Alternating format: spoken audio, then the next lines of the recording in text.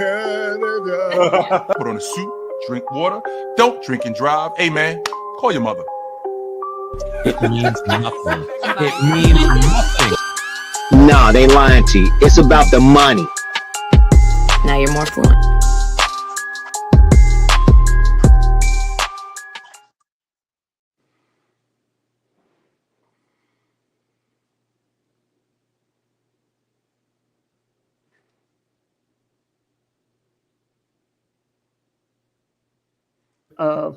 We Got Next. I'm Rick Hampton with my great friend Paul Mokeski coming to you on a special Sunday night edition. Hope everybody had a great Christmas and Happy New Year this week. Wishing everybody a prosperous 2025. Mo, when your old teammate Tim Hardaway said, "Yeah, it's about the money." Brother, he ain't never lied, and we're gonna get to that doing the show tonight with some of the goings on in college basketball. We discussed before, but we will get to that later. But how you doing, big fella? I'm good, man. Just getting over Christmas, getting ready for New Year's, and it is a little chilly here in Vegas. It was 65 today, so I got to get a coat or something, sweater.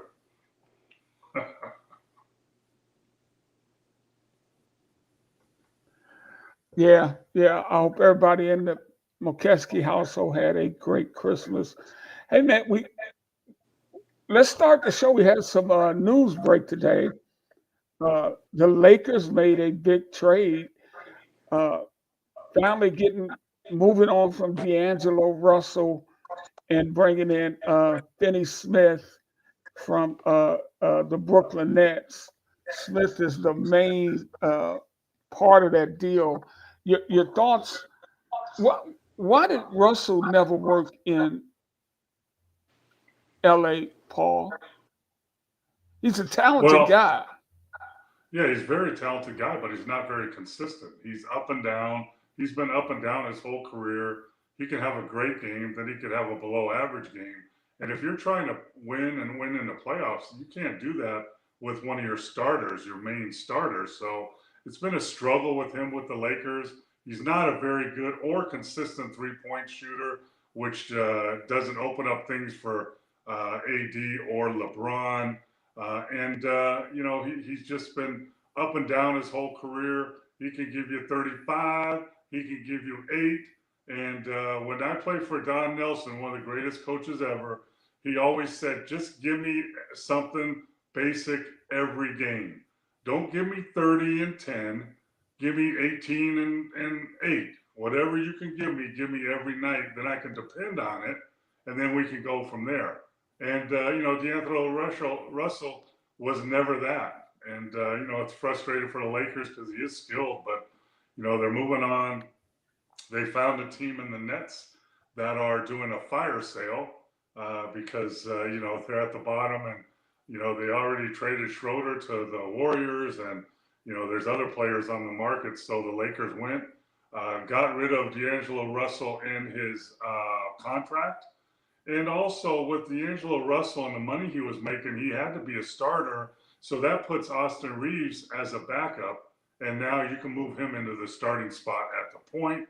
And we all know that LeBron James handles the ball a lot. So I think that's a perfect fit. And they add 2 wing players that can defend.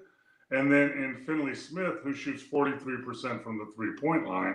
So that gives them some outside shooting that they've been looking for 2 seasons now. Yeah, and just for our viewers out there, and welcome everybody to We Got Next here on Sport Fluent. Send us your questions. Send us your comments. The Lakers got Dorian Finney-Smith and Shake Milton for essentially D'Angelo Russell. But Mo, they had to give up those 3 second-round draft picks, man. Those very important second rounders that, come in and, those second round players come in and, become starters right away. And, really, we've talked about this before, Ricky. A second round draft pick in the NBA very rarely even makes your team. and then even after that has an impact as a rotation guy. Now there's exceptions to that rule. Yes, there is, but in the 80% of the time, those guys in the second round very rarely make your team. So second round draft picks are only used pretty much to sweeten the pot, salary wise, to make the salaries work.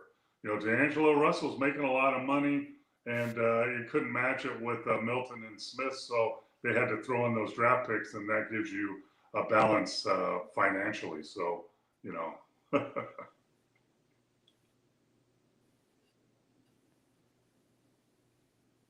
Yeah. What do you think about Brooklyn? That they're selling anybody, and everybody they want. Ben Simmons is still on that roster, and Problem has is actually been playing in games. yeah, nobody Nobody's wants gonna him. want him. Nobody wants him. You're looking at, number one, he's not the player he once was. He struggles to make layups. He can't shoot the basketball anymore, even though he couldn't really back then. So he's not the player he was. He makes a ton of money. I don't know what, 20 million, 25 million, I don't even know what it is. And then put on top of that he demands trades all the time and is never, ever happy and is a headache in the locker room. Besides that, why wouldn't you want to play like that? Come on, man. Yeah. I hear you, Big Mo. I hear you. The Lakers are currently, I think they're 18 and 13. Does this improve them enough to challenge in the West? I don't know challenge, but they're in the 6th spot right now. They've been up and down all season. But they're only 2 or 3 games out of the top 3 or 4 spot, which is Dallas, which Luka just went down with an injury. He's not going to be back for at least a month.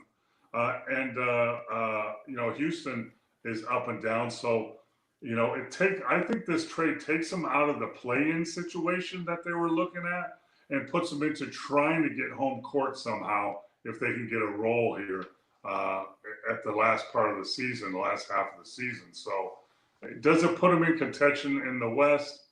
I don't think so. But does it make them a better shot at getting home court or at least winning a series or 2? I think it does, yeah. Yeah. And Mo, let's get to this. This is one of the things you talk about all the time, and we want to welcome my friends and watching the game. Steve is upset. Packers lost. Yep. And Woodage is I think Woodage is blaming this trade on LeBron. He says LeBron doing LeBron things. I don't agree. This is one of their better moves, I think, Mo. Yeah, I don't agree with her about this move. I don't think he has really any close ties with the 2 guys that are coming on board. One thing I might though agree with is I think LeBron, along with coaches, along with general managers, along with all his other teammates, are tired of D'Angelo Russell's up and down season. There was a point in a game the other day where he just let a guy drive by him. He didn't even move on defense, and that wears on people. And I don't think LeBron made this trade, but he could have said, "Hey," he could have said, "We need to get rid of this dude, so see what you can get for him." But I think in the long run, this made him better. Yeah, absolutely. Hey, there was other news in the West, and you've been in this situation, coaching at every level. Mike Brown, who I texted you when this happened, I think he was maybe second or third for Coach of the Year 2 years ago. He's out the door at Sacramento, and they actually fired him moments after his practice with the team. Yeah, number one, he was Coach of the Year 2 years ago. He was Coach of the Year 2 years ago. Number 2 is that doesn't matter. He is, I think, the 6th Coach of the Year that was fired within the next 2 years of their contract. You got Dwayne Casey in Toronto. You got Avery Johnson, who is in Dallas. You have George Karl. You got Byron Scott, and you got Sam Mitchell. All were coaches of the year within 2 years of being fired. So really, that's the a bad sign sometimes. That it's like the Sports Illustrated coverage. And Mo, this is something that has gone on. Our friend Ray Scott was coach of the year for the Pistons in 1974. He was fired in 1976, I think maybe 10, 20 games into the season. So this is really nothing new. You've had coaches of the year that were fired the next year. Avery Johnson was coach of the year, fired the next year. Yes. So, the only deal is, get a good contract. These guys, Mike Brown, number one, he's got a great reputation in the league. Number two is he's going to make, I think, $17 million in the next 2 years. That's not really a bad thing. It's interesting because they re-upped his contract last year. So he's going to be paid for the next 2 years. He signed a 3-year, $25 million deal. So, I've told you, we've had this discussion coaches are hired to be fired. You're going to be fired. It's just a matter of time. Unless you're Popovich, unless you're Spoelstra, unless you're Kerr. So if you're 85% of the coaches in the league, you will be fired in the next 3 to 4 years. That's just the NBA business. And, when you look at, like Mike Brown, you look at the history, he coached, he was 13 years as an assistant coach in the NBA and 11 years as a head coach. His first head coaching job was in Cleveland, where, get this was his records in Cleveland: 50 and 32, 50 and 32, 45 and 37, 66 and 16, and then 61 and 21. That was his record in Cleveland.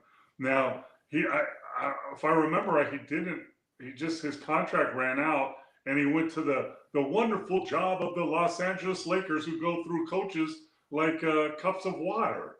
I mean, I think they're paying 3 or 4 head coaches right now. They go through coaches. So in LA with the Lakers, his first year there, he was 41 and 25.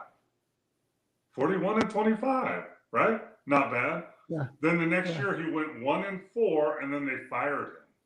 They fired him after the first week and a half of the season because maybe he wasn't getting along with players or whatever the case is. And then he goes to San Antonio as an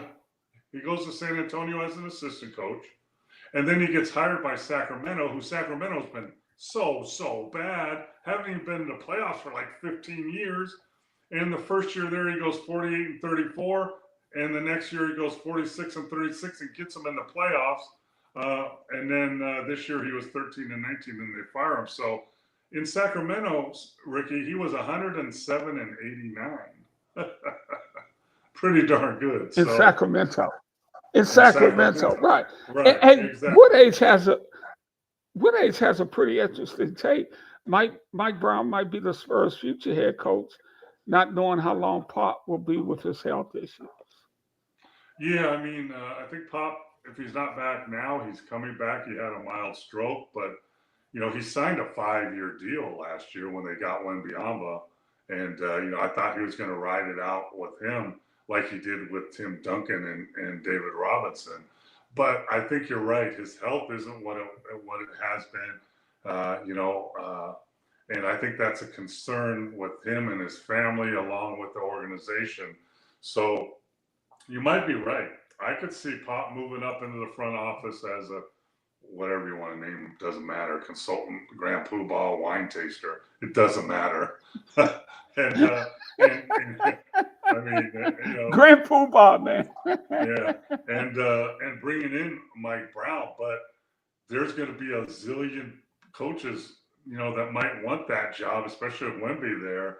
And the other guy that's a Spurs disciple is Steve Kerr.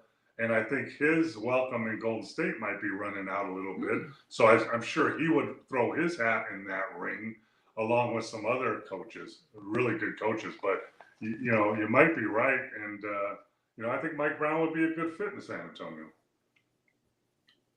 Here's an interesting one from Steve. Tim Duncan. No, Steve, that's not happening. And I'll tell you why that's not happening. He's too tall, Steve. He's too tall. No, he doesn't want it. He doesn't want to be a coach. He runs his own school in San Antonio. He has his own organization. And when you look at Tim and you look at him when he's doing the All-Star game or doing some of that, he doesn't want to be a head coach. He doesn't want to be a coach.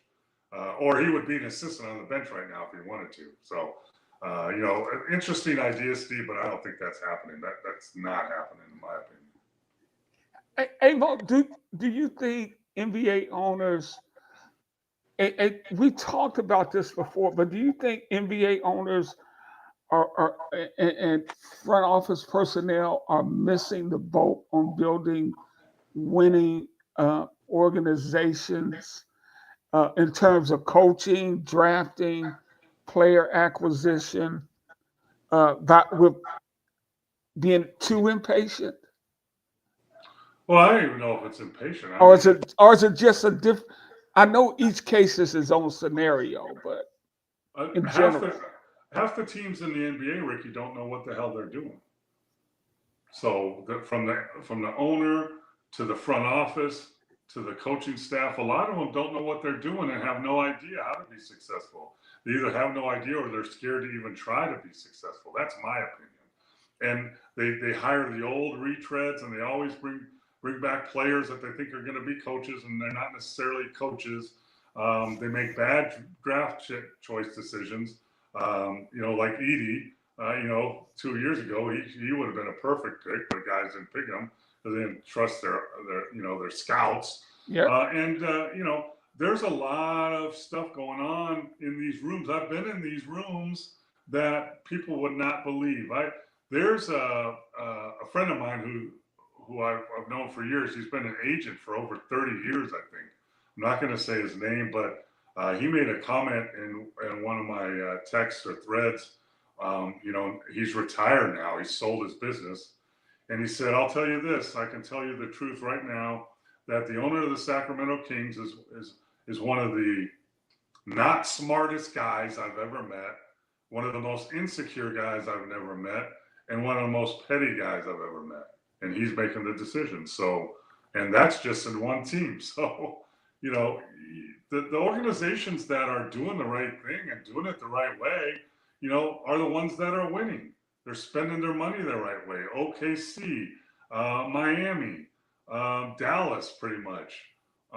Teams like that build their organizations. Those are the ones. Now, you look at Portland, you look at Detroit, you look at Sacramento over the years. There's a reason that they're not winning. Some of it is money. When you look at the leading teams in the NBA, most of the top 10 teams in the NBA are in the top 10 of spending salaries on players. Most of them are. And then there's teams like San Antonio, like OKC, they're at the bottom of spending salary and at the top of winning usually. And then you have teams that spend a ton of money and they do it the wrong way. The New York Knicks did it for years. The New York Knicks were spending millions and millions of dollars and keep losing and firing coaches and hiring coaches. Here's the other thing, Ricky. When you fire a head coach that makes $8 million a year, you also have to pay off probably his assistants. One's making probably $2 million. One's making close to $1 million. The other guys are making $500,000, $600,000. There's 5 of those guys. So you're at, now you're over $20 million. And guess what you have to do? You have to replace them with coaches that make the same amount of money.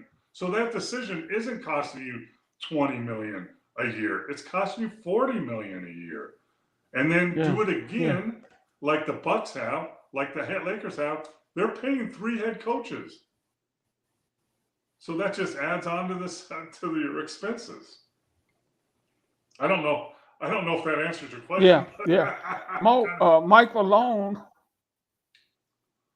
Yeah, it does. It does. Mike Malone, who once was coached and fired by Sacramento, said at first I was really shocked and surprised.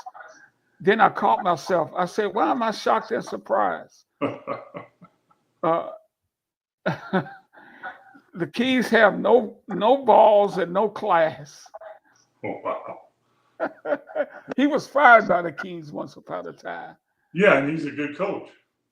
I mean, you know, it's just, you would be surprised at some of the people that are in the rooms that make decisions for teams that have no idea what they're doing, or they're clueless or they're scared. And now there's some great minds in those in some of those rooms too. Great basketball minds. You got to take the numbers and all that stuff along with basketball IQ and figure it out and figure who's gonna work as a coach, who's gonna work as a player, who's gonna work as your scouts to evaluate these college players. You also have scouts out there looking at other NBA teams every day to see this guy might fit with us. Maybe we want to make a trade. But there's a lot of clueless people in those rooms also. You'd be surprised. The one thing that Sacramento proves what Mike Malone said is the way they did it. They let Mike Brown run a whole practice, talk to the media, and then told him before he was leaving for the airport to get on the team plane. That's classless and gutless and just stupid. They could have told him the night before. I mean, that's just the wrong way to do things. And I've been fired a couple different ways in the G League or in the NBA. And if you're fired the right way, man to man, hey Ricky, we're not renewing your contract, or we're not happy with what you're doing with the defense. That's okay. It's a profession. I'm a man. I can take that. But when you do it with no purpose, we're going in another direction. What is that direction? I don't know yet, but we're going there. Or we're hiring someone's high school coach or someone's ex-player that's going to take your spot that doesn't know what they're doing. Or you do it the clueless way, like the classless way that the Sacramento Kings did by making a head coach practice for an hour and a half, talk to his team, prepare to go on the road and play, talk to the media. How's your road trip going to do, coach? Who are you going to think about playing? I know and then fire him after that? Come on, man. That's gutless. Yeah, that's ridiculous. I kind of disagree with you on this with age. Mike Brown's a defensive coach in the offensive game. The Kings were one of the highest scoring teams in the league. Brown can play different kind of ways. He's a fine coach. Yeah. Mike Brown is not a defensive He's one of the NBA's better coaches. This is what happens too. Coaches get categorized. Like, I'm 7 foot tall. When I was coaching in the NBA, I was a big man coach. Evidently, I didn't know about basketball. I didn't know how pick and rolls. I didn't know any of this stuff. I just big man coach. Until they found out that I knew what I was talking about, and I could scout, and I could diagram plays, and I had strategies, and I could do all kinds of stuff. So Mike Brown was the defensive guy in Golden State when they were a top 5 defensive team in the league and winning championships as one of the highest scoring teams in the league. He took that knowledge to Sacramento and combined both. They were the highest scoring team in the league for 2 years, or right up there, and they're also one of the better defensive teams. That's how you win championships. So I don't agree with Mike Brown as a defensive coach. Now, he really knows a lot about defense, and he can really help your defense, which, guess what, people? So many NBA teams need that right today, right? They need to learn how to play pick and roll and not switch all the time and do all this crap. But he's more than just a defensive coach, for sure. Yeah, I'm with you on that, Mo. We get that. Hey, we appreciate all your questions and comments coming in. This is from Marcus Carroll. I lost all respect for Fox as he's paid to be a franchise player and doesn't embrace the role. I know his background with handling mess. Are you talking about De'Aaron Fox, Marcus? Yeah, I would think so. Because I think DeAndre Fox, right? DeAndre Fox. He's Well, been a good player for them. You got to. Oh, go ahead. I think that was part of the problem. I think Mike Brown called him out on his defense and his overall play, just like Coach just said, and that didn't rub him in the right way. And sometimes as a leader of a team, you got to take those hits so everybody can grow better. And I don't think he did. I think there was something in the locker room and something that was going on there with that specific player that was a big cause of what happened yesterday or the day before. Well, you remember the kid in Atlanta, Trey? His last name escapes me. McMillan benched Trey Young Yeah. and he was gone about 2 weeks later. He said, because if you see his effort on offense is great, he's looking for his shots. On defense, he doesn't even try to play defense. And what does that say to the rest of the team, your teammates? Well, I don't care about winning. I just want to get my points. And the coach brought that up and got fired because that's the way the NBA is a lot now these days. Yeah. Here's one from Steve, your old teammate. Junior Bridgman just bought 10% of the Bucks. Your thoughts on Junior?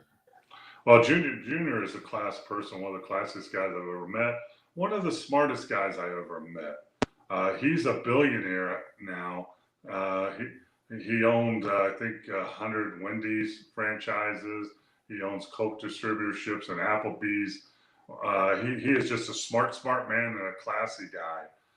So he's putting money into the Bucks to help them be successful. However, as a 10% owner, you don't get much say in what goes on. So, he might get more frustration than he's counting on as a part owner. But I appreciate what he's doing, and he's stepping up because he's one of the classiest guys I've ever met in my life, but athletes or non-athletes. And, he's just a really smart man. So, hopefully they'll listen to him.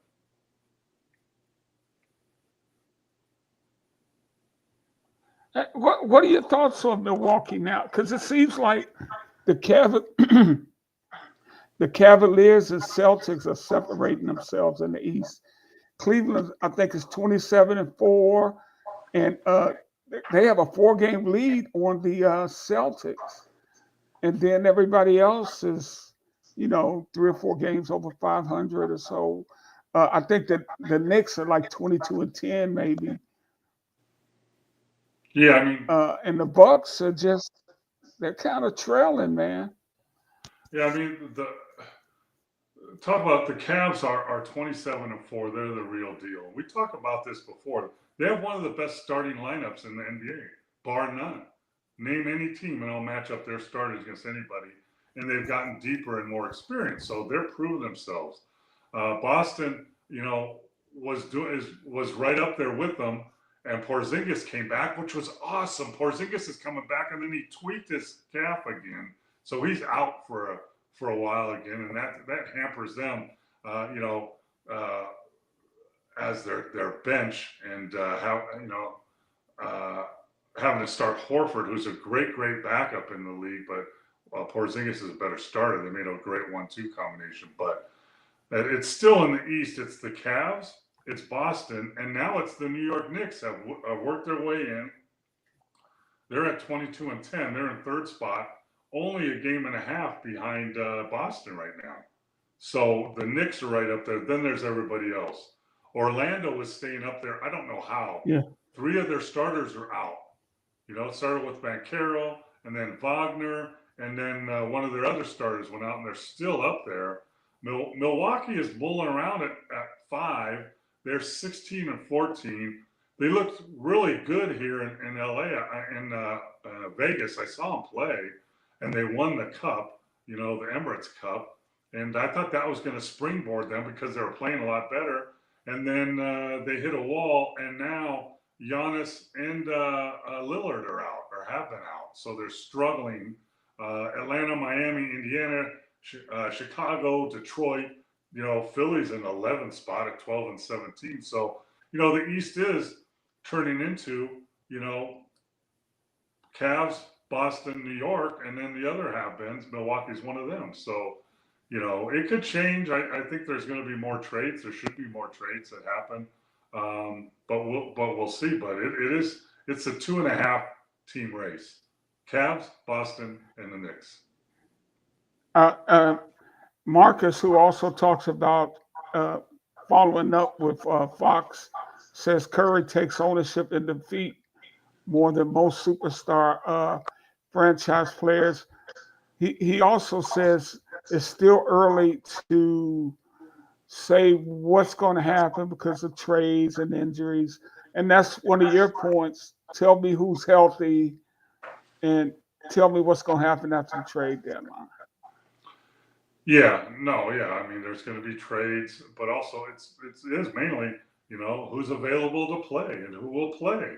I mean, that's just a huge statistic now. You can't win without your best player. So, I mean, but now, we're at, not quite the halfway mark yet. We're at 30 to 34 games that teams have played. But Philly is now 12-17 in 11th spot. It's going to take a lot for them to even get up into the play-in situation.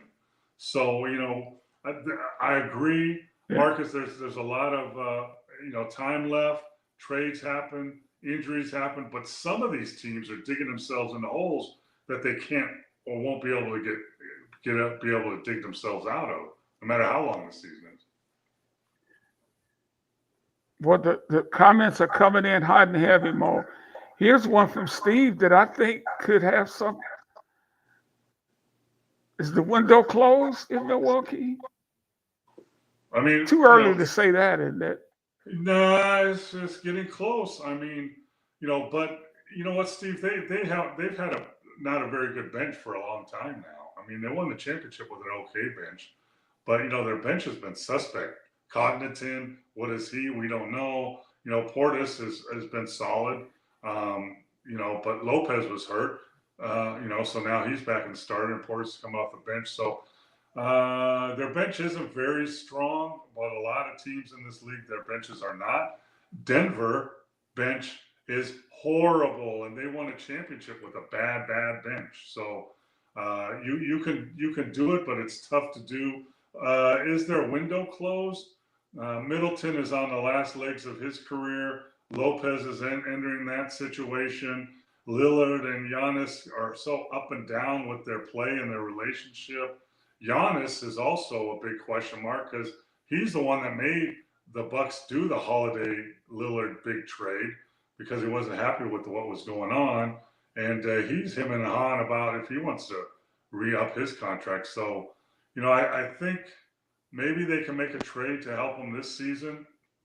I don't have a lot of faith, no matter what trade they make, that they can win a championship and beat Boston and Cleveland in a 7-game series. Maybe the Knicks. So if their window is closing, yes. Is it closed? Not yet. How about that? That's a good answer right there. Absolutely. Always great insight from the big fella, Paul Mokeski. You're watching We Got Next. I'm Ricky Hampton with former Bucks center Paul Mokeski, 12 years as a player in the NBA, 25 years plus coaching all over the world at every level, front offices, NBA, international basketball. This man knows the game, and he's here with us. Usually on Mondays, we're doing a Sunday show. This week, 9 p.m. here on Sports Fluent. Subscribe to all our future shows. Hey Mo, your thoughts on the All-Star game and the new format? Wait, Ricky, how many times have we talked about this over the last 3 years? I mean, they had to do something, right? Yeah, I don't agree with KD or whoever said that we should go back to East-West again. That didn't work because you guys, you players, didn't play hard. That's why. So why would we think, let's go back to the good old days when nobody wanted to see the game of no defense? So that's a bunch of crap because it's the players' fault for not playing hard. So I agree they had to do something. I don't really like the format they did. I mean, it's interesting, I guess, with 4 teams and the money isn't what it needs to be. I mean, 125,000 to the winners, and nobody cares about that. I mean, you won here in Las Vegas in the Emirates Cup. It was $500,000. So the money, which hasn't been a good indicator of who's going to play hard anyway. My idea for a while was do 3-on-3 games and do a round robin tournament of 3-on-3, and then come up with a champion. But I'm going to all out, sell out. Please, please, please, next year, do a world team against the American team. Please. That's the way you'll get competition because the players from around the world who are probably better than a lot of the Americans now will really play hard because they have pride and they'll want to beat you, which will make the American players play hard because they don't want to get embarrassed. And guess what, Ricky? You have 2 teams that are playing hard. What an idea. What a concept. And if they did that, it would solve a lot of problems. That's exactly what Marcus is saying. Needs to go foreign versus U.S. I mean, great minds think alike, Marcus. I would, I bet on the Europeans or the world. You can't say Europeans really. The world. I mean, you got Giannis, you got Luka, you got the Joker, you got Shea Alexander, you got Dylan Brooks, you got Jamal Murray. Can I go on and on? I mean, and the United States, you'll have, LeBron and AD and, Curry, and it'll be a really interesting game. And they would play hard. Please get this message to Adam Silver. Please, please, please. Next year, do World Against America, please. Absolutely. Tyrese Maxey is the dude in Philly, but Miami, they're saying they're not going to trade Jimmy Butler even though he wants to go. You know what that's like, Ricky?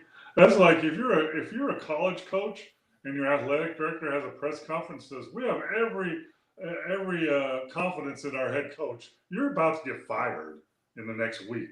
So, when they came, I knew that he was on the blocks before, but when they came out and said that, he's absolutely, definitely a 99.9% chance getting traded.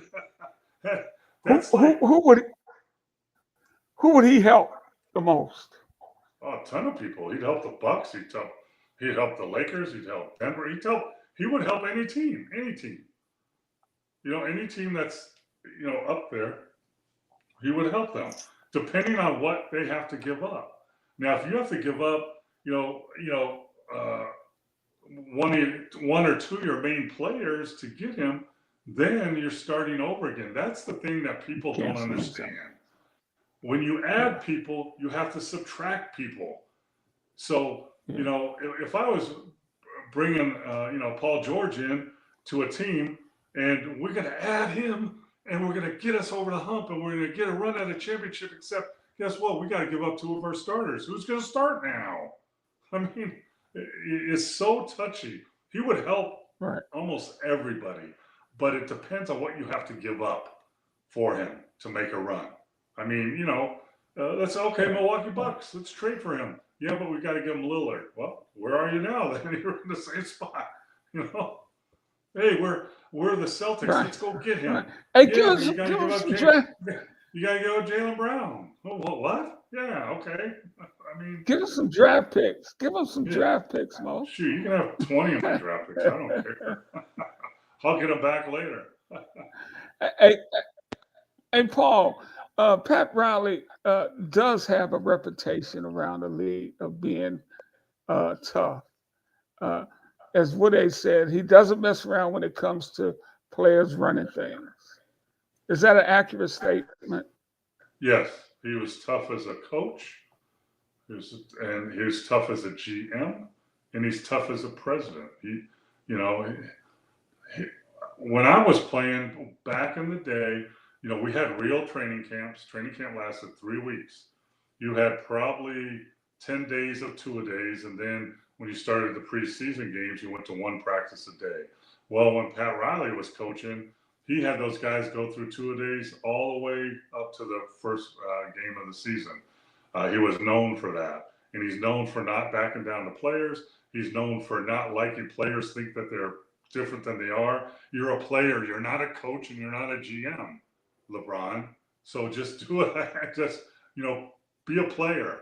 Do your role. And, but at the same time, as a coach and a GM and a president, that doesn't mean that he won't, skew the truth a little bit so he can get a trade done that he wants traded. I mean, you're not going to, if you have an asset, you're not going to tell everybody you're trading him. That's stupid. You're going to tell everybody we're not trading him. He's too valuable to us. Then you get more for him. Yeah. That's for sure. You think he's gone? I think I was 60-40 before that statement. I'm 80-20 now. That he will be traded. I've heard it too many times, Ricky.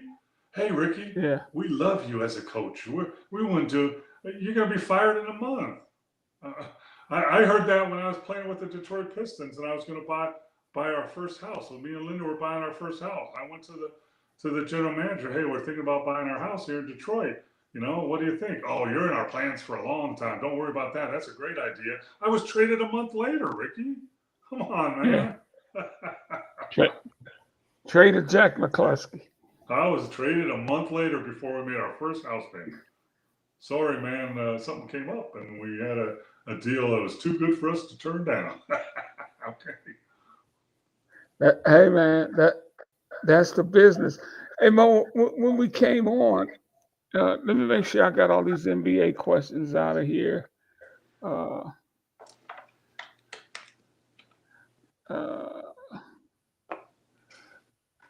I think this is regarding foreign players. Marcus, is this regarding foreign players? The 2024 draft sent the ultimate message, but it went over the player's head. I think he's referring to the influx of foreign players going. Yeah, I agree. I mean, I think both what you said was coming a long time ago. Sure. I mean, well, the last 5 MVPs of the NBA are not American; they're foreign. So, if I'm an NBA team, who do you think I'm looking to draft? I mean, and it's been coming for a long time. I was in the league, when they were first. I played with Rooney Marciulionis, the player that played for Russia.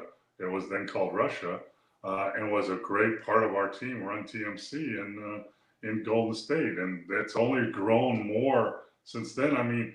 Wembanyama, Frenchman, was the first pick last year. The 2 French picks this year were 1 and 3, I think, in the draft. And, of course, and I think American players, we've had this conversation too, they need to wise up. They need to work on their skills. They need to work on their toughness. They need to work on their basketball IQ. They need to work on their shooting. They need to work on all these things because all the players in the other countries are catching up. They have caught up. Just look at the Olympics. I'm telling you, in the Olympics in 4 years from now, USA, I don't believe, is winning the gold medal. They might not even win a medal. The way it's all going. Yeah. Yeah, but you're right, Marcus. Mo's been calling that for. I mean, players, AAU. You've been around, Marcus. AAU basketball and NIL money I have up here and transfer portal. It's polluting the game. It's polluting players' minds too. Yeah, Mo. Let's switch over. We can get back to the NBA if we need to, because now we're going to another uh, division of professional basketball, and that's the NCAA with the transfer puzzle. Hey, one of the old school, longtime coaches in the game, Jim Larragara from the University of Miami, uh, announced his retirement the other day. Said he cannot operate in today's conditions. Uh, and it's kind of sad to see good old school coaches like Larry really kind of run out of the business. Well, a few years back, one of the best college coaches in football history, Saban from Alabama, did the same thing. He walked away because he was tired of having to deal with money. I mean, the difference used to be the NBA was about contracts and money and stats, and college was about winning. And it used to be about getting an education, but winning for your team and your students' body and all that stuff.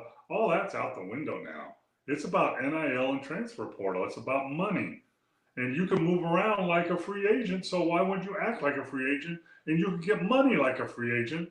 So if you're an older school coach, or you're at a college that doesn't have much NIL money, you are going to lose because money talks. And that's, that I've talked to people. If you gave me a mid-level college job right now, college coaching in the NCAA, and you gave me $20 million in my NIL money, I will get you in the Final Four next year.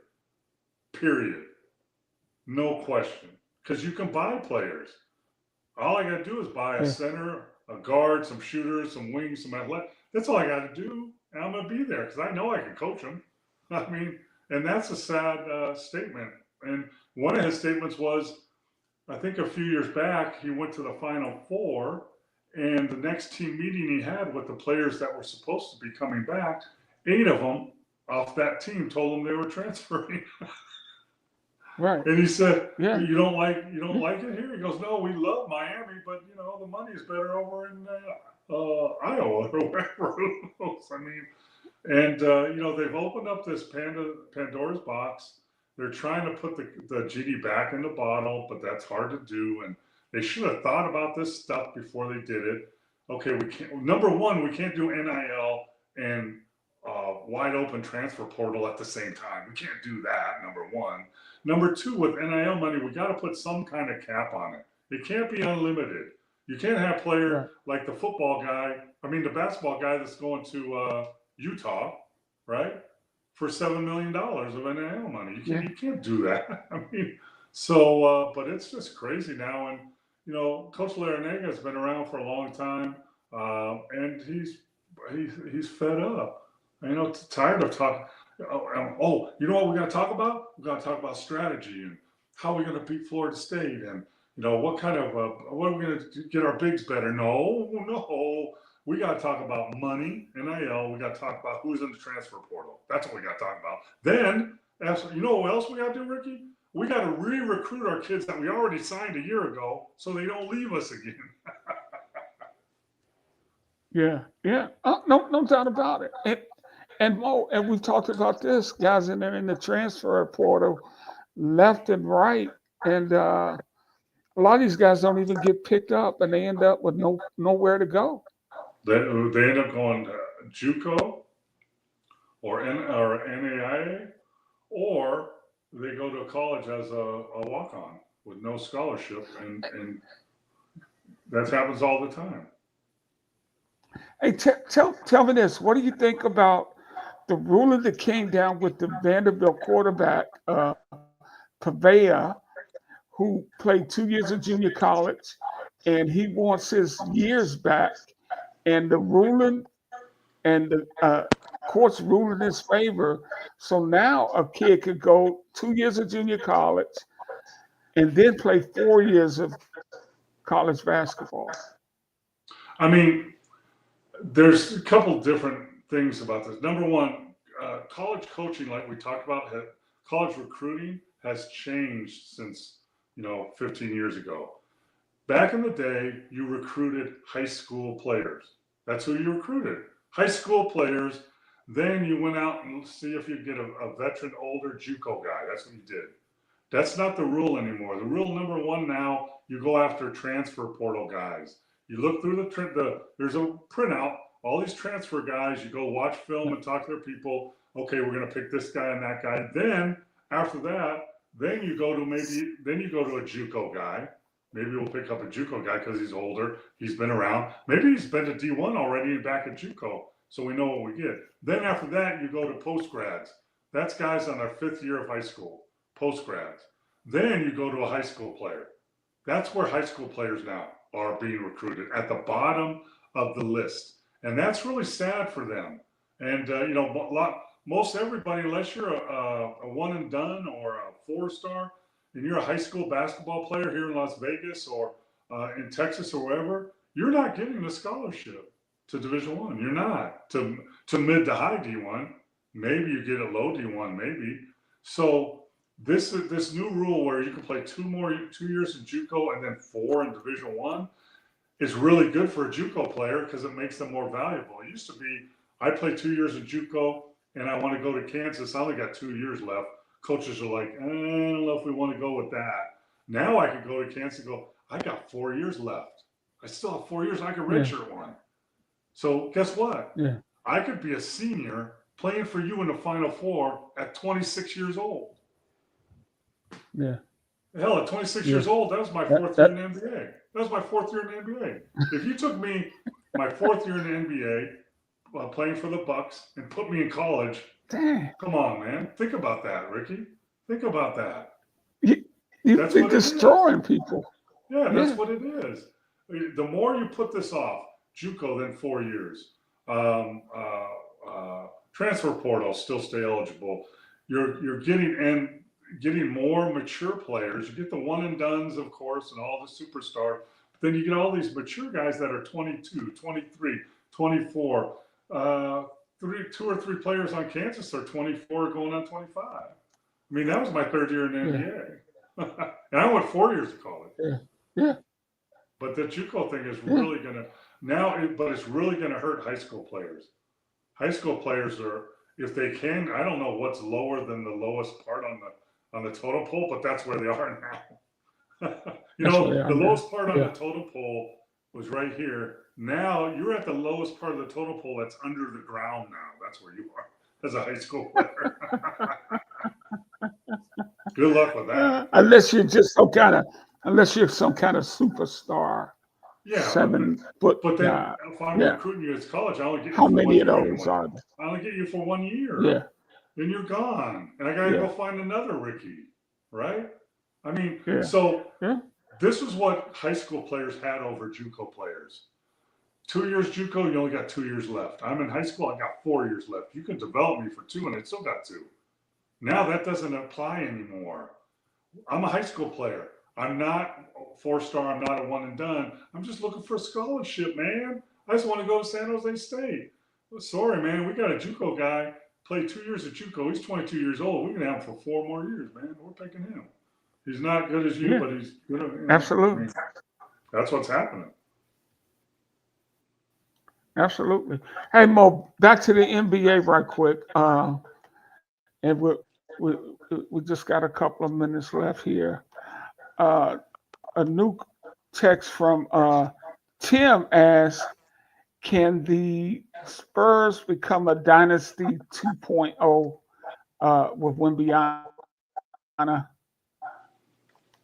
I think Timothy, they're on their way. I mean, they're surprised. They're 16 and 15 right now. They're in the thick of the playoff hunt, which I think is ahead of schedule. Can you hear me? Can you hear me? Mo, we lost you for a second. Go ahead. I can hear you now. Okay. What did I? Tim was asking, hey, guys, you think the Spurs are the next dynasty 2.0? Yeah, the Spurs are, like I was saying, they're 16 and 15. They're at the cusp of the playoffs right now. They're ahead of schedule. They brought Paul George, Chris Paul in to help them to mature. They've got a couple of other young players that are really, really good. And the Spurs know how to build a team and know how to build a franchise. And Wembanyama's not going to stay there unless they start winning and get in the playoffs. He's not that guy. So I think you're right. A dynasty, not yet. No, on their way to being a really good, solid team every year, yes. Oh, here's a good one. Pat's being too firm with Jimmy, if you ask me. Extend him or trade him, but I think Pat just wants to get the most out of Jimmy this year. Play for the money, which isn't a terrible strategy. I can see that happening a little bit. I agree with you, and Pat is smart that way. But I'm telling you, been around a long time. When someone at his position, like Pat Riley is, says we are not trading him, that pretty much means he's being traded. And you can take that to the bank. It happens over and over again. It happens with coaches, it happens with players, because it would be stupid for him to say, yeah, we're open to trades, call us. Now he's going to say we're not trading him, but he's still talking to every team. He's just trying to get the most out of them. And, Miami is, they're not going to be a threat this year. They're not, they're not going to be Boston or Cleveland or New York, or maybe not even Milwaukee in the playoffs. So why not get what you can out of him while he's still a valuable asset? I think Pat Riley will do that. Man, you know what? Marcus puts this up here, and I was thinking that same thing when you were talking about San Antonio. The impact of Chris Paul, of course, he's not nearly the player he was, but it's something he brings to any team he plays on, even at this stage of his career. Help us understand his intangibles, Mo. Well, obviously, he's one of the best point guards in history.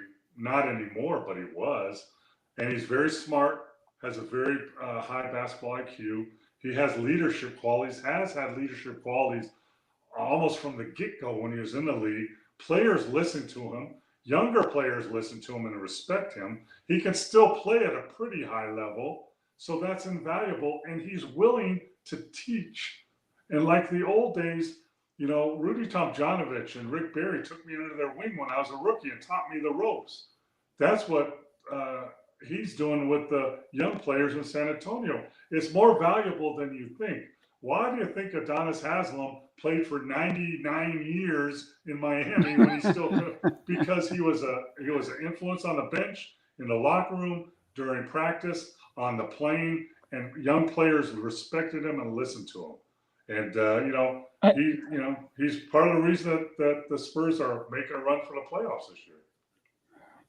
Hey, Mo, we got to get out of here, man. But we got some new visitors tonight. We really appreciate you guys.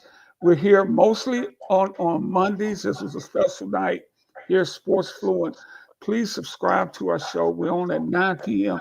But I want to end this one. Steve has a great question about Elvin Hayes, who you did play against Elvin, didn't you, Mo? Probably the last 1 or 2 years, maybe. But not at the height of his career. No, but one of the interesting things is he lives here in Las Vegas, so I've seen him on the golf course. He's been at events, and he's a class individual. And he, like a lot of these players, that he is so underrated that like the Marcus Johnsons and the Sidney Moncriefs, and these guys were great players. No one even remembers Dominique Wilkins. Hell, he was the highlight film. I mean, come on, man. And Elvin Hayes was definitely in that category for sure. Yeah. From the non-athletic NBA days, Mo. Yeah. Yeah. Watch some video. A guy I played with, one of the best athletes I've ever seen. And I coached in the NBA. I've seen the best athletes play in the recent NBA. Larry Nance, who I played with in Cleveland, won the dunk contest, dunking 2 balls, really dunking them, not tiptoe dunking them. I mean, he was so athletic. It was amazing. But, some of these players, it's sad that they're overlooked. And, I ran into Shaq at the tournament here. And he asked me a couple questions about some older players like Bill Walton and guys like that. It's important that people in basketball world, you guys out there, you girls out there, remember these players. Thank you for bringing up Elvin Hayes' name for sure. And maybe we should have a flashback show here coming up and talk about some of the great players of the past. Absolutely, Mo. Because he played one of the greatest eras. I could talk about them. I wasn't one of them, but I played against a lot of them. Yeah, absolutely. Hey, we got to get out of here. What a great show. Thank you, everybody, for tuning in. Have a very happy New Year, and we'll see you next year, Mo. Yeah, see you next year, Ricky. Thanks for joining me. Ricky Hampton, Paul Mokeski. See you next year. Take care, everybody. Happy New Year. Oh, Canada. Put on a suit, drink water. Don't drink and drive. Hey, man, call your mother. It means nothing. It means nothing. Nah, they lying to you. It's about the money. Now you're more fluent.